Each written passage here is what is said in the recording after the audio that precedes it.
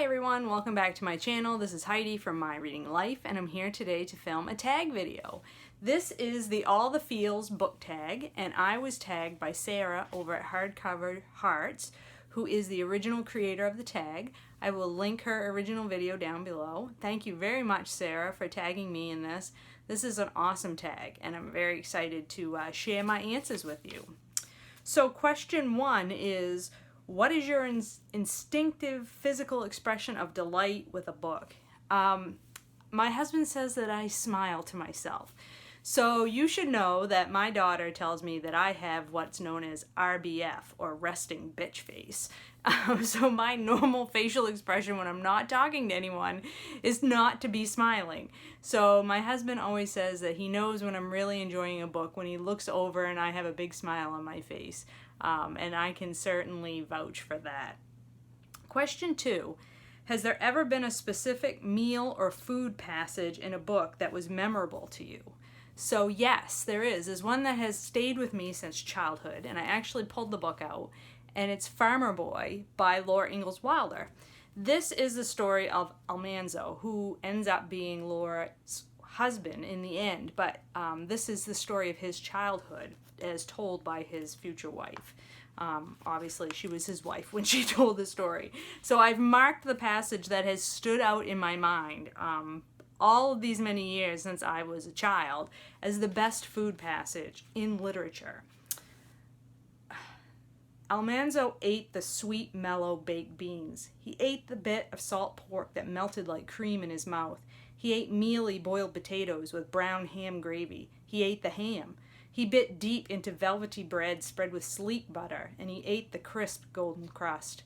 He demolished a tall heap of pale mashed turnips and a hill of stewed yellow pumpkin. Then he sighed and tucked his napkin deeper into the neckband of his red waist, and he ate plum preserves and strawberry jam and grape jelly and spiced watermelon rind pickles. He felt very comfortable inside. Slowly, he ate a large piece of pumpkin pie. And I just remember reading that for the first time when I was a kid and thinking, how in the world is he eating all of that at one time? And that is not the only time that Almanzo talks about the food that he ate. Certainly food played a big role in his childhood. Question three is, what was the first or most intense memory of seeing a scene or a passage clearly? And for me, that would be when I was 10 years old and I first read the Lord of the Rings series for the first time. It was the first time I ever remember being transported into the world of a book. And specifically, the first scene that sticks out for me that I felt like I was present and in that scene was the scene where Sam and Frodo arrive. They're starting off on their journey and they arrive at the Prancing Pony and they meet Strider for the first time, who turns out to be Aragorn. And Aragorn has been my favorite character in the series since I was a kid. And I just remember that scene so clearly of in the Prancing Pony with Sam and Frodo and meeting this amazing, mysterious guy for the first time and wondering and, you know, just the air of mystery that was around him, but also the air of like danger and competence and like, this is a guy you want on your side kind of thing. It just really, really struck me and still stays with me. Question four, when was the last time you slammed a book shut or threw a book out of rage, disgust, or frustration? I bet you guys all think I'm going to say The Natural Way of Things, but I'm not. Because it's not the most recent one that I got incredibly frustrated with. And the one that I got incredibly frustrated with most recently is The Reckoning by John Grisham. I was reminded of this book, which I think I had blocked from my memory when Jacqueline brought it up in a video that she did recently. And this book, I used to like John Grisham when I was like, I read him when I was like college age, and thought his legal thrillers were really good. But The Reckoning, the ending of that book made me want to, so angry. If I could have called John Grisham on the phone at that moment, he would have got an earful, I'll tell you. That book really frustrated me at the end. The ending was just terrible. So, not that the rest of the book was that great, but the ending was real bad. Question 5. Have you ever been startled by a passage in a book that wasn't a thriller, suspense, or horror? I'm sure that there are many, many times when that has happened to me, but the one book that really sticks out for me recently is A Place for Us by Fatima Farine Mirza. So that book, which is a family drama, the way that the end of that book was structured was a shock to me. I was not expecting it, and I really loved it. So I would definitely say that one surprised me for sure. Question 6. What was the last time you laughed with or at a book? The one that springs to mind, well, the most recent one is one that I just finished today, and that is The Life and Times of the Thunderbolt Kid by Bill Bryson, which is his memoir of growing up in Iowa in the 50s and 60s. And Bill Bryson I find him really humorous. I know it's like really baby boomer, straight white guy humor, but I just find his humor amusing. What can I say? He's a grumpy old man, and I think he's funny. Question 7. What book made you feel expansive?